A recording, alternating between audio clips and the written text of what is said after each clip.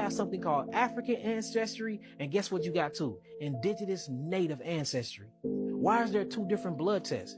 So I even think it's something going on with that, on what they're doing with these DNA tests that's automatically bringing us back to Africa.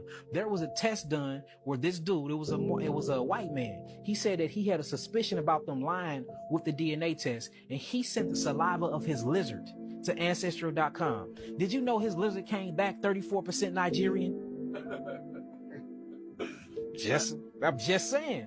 So man, all this propaganda, man. And look, I don't care if they mad at me or not. All I'm saying is research what I'm saying. I know it sounds taboo, but what happened if the biggest conspiracy in the history of lies happened? And that is that we are indigenous from America. We come from America. We don't come from Africa. But in order for them to take the precious treasures of America, which we have oil, we have gold, we have copper, we have all of that here. They act like all this is in Africa. All this is here too.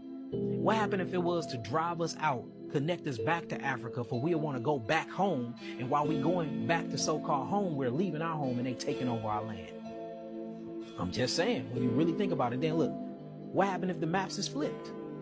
Because from my understanding of my studies, Lebanon, Illinois was called Lebanon before there was a Lebanon over there. What about Israel? Here. What about Judah? Or what you would call Utah? This is here. You start getting into these old names. There's a city out here called Morocco. These are different cities.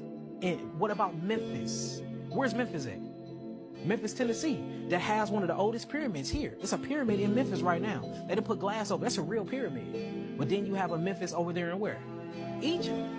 What about Cairo? Cairo, Illinois. That's here in the Americas. So we have these different cities and these different states named after stuff that's in Africa. But when you do deep research and study, these was named that here before it was named that there. I'm saying we got to talk about. Then you got stuff like Milwaukee. That's an Indian tribe name. You know what I'm saying?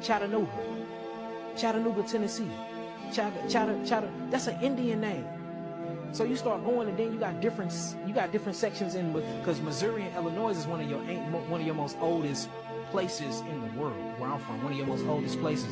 You got Chickasaw Street, you got Cherokee Street, and then you start seeing there's different museums around there that got all of our stuff in it. They got other people's faces on it. They have did this to the whole world, where they go around where ancient ancestral black people come from. They will change the faces to them, and then they'll take our history. So my belief, my research, my study shows that we are in the oldest parts of the world, which is ancient America.